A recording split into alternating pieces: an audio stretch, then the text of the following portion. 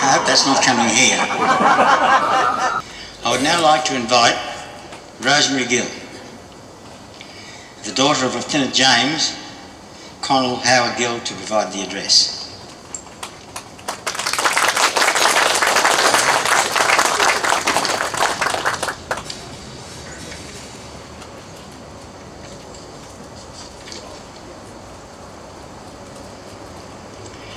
Ladies and gentlemen, Rosemary is a retired history lecturer graduating from the University of Queensland as a BA with double first-class honours in ancient history and history. She was awarded a British Council scholarship which she took up at the University of London, where she completed a PhD in medieval history. Rosemary is a published historian and agrees with the Faulkner quotation, which is, "The past is never dead, it's not even past." Ladies and gentlemen, welcome Dr. Gill.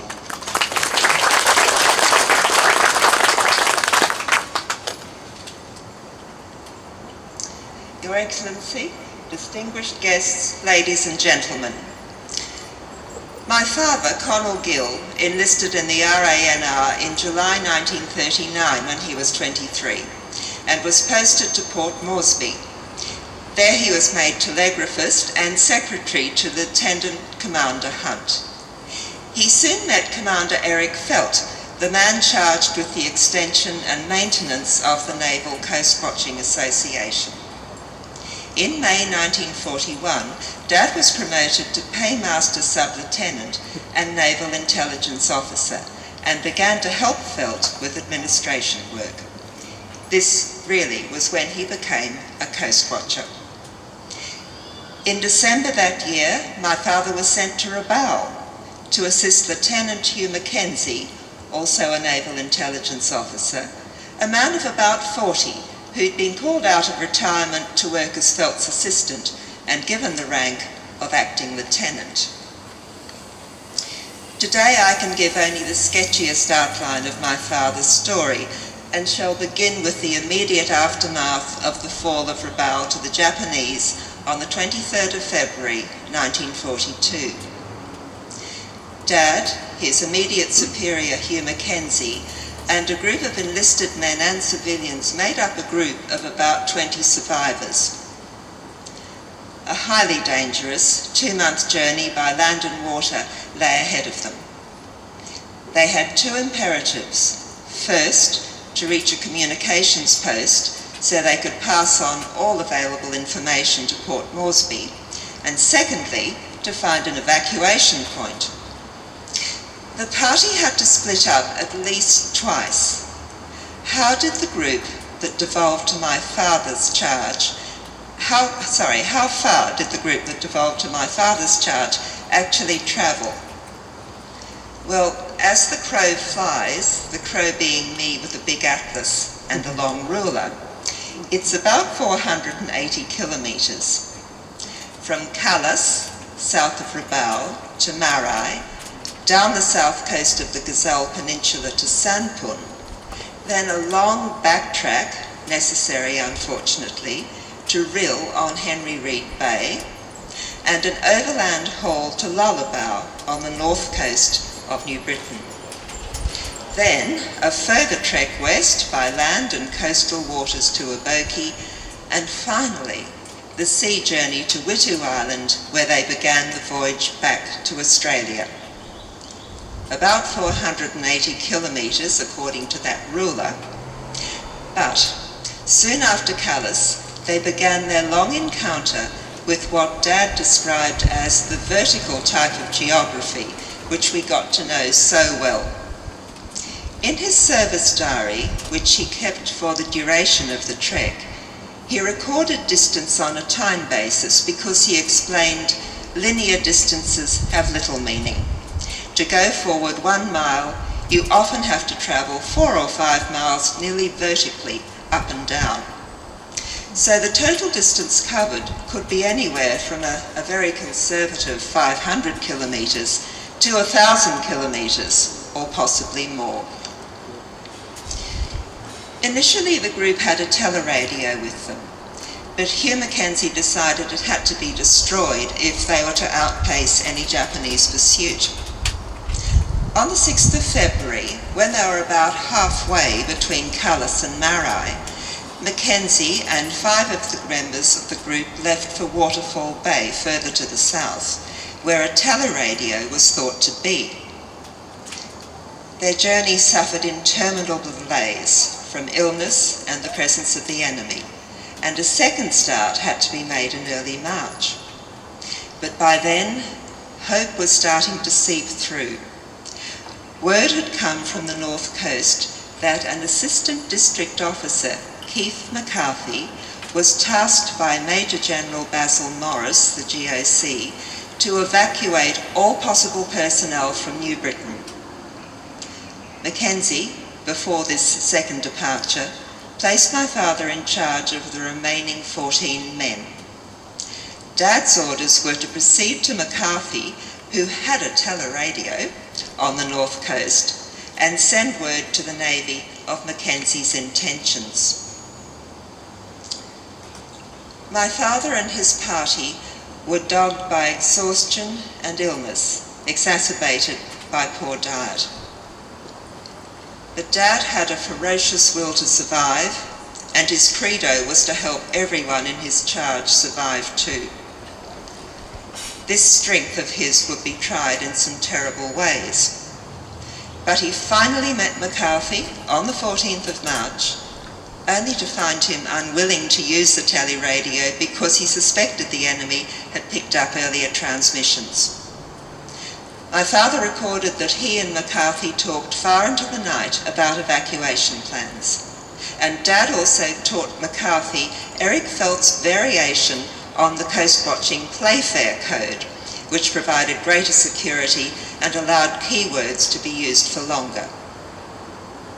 A coastal sea journey took them to a small island near Oboke, where Dad was able at last to send a teleradio message to Port Moresby about Mackenzie and their overall situation.